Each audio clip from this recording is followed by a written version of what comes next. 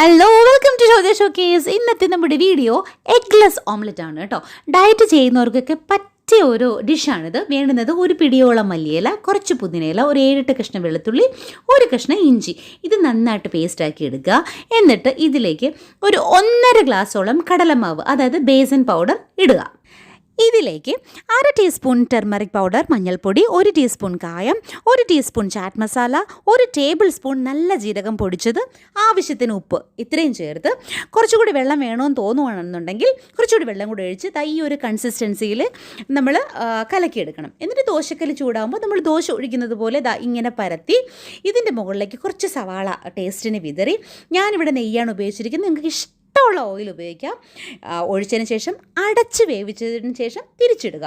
Ready ആയിക്കഴിഞ്ഞു നമ്മുടെ eggless omelette. സൂപ്പറാണ് കേട്ടോ, ട്രൈ ചെയ്യണേ.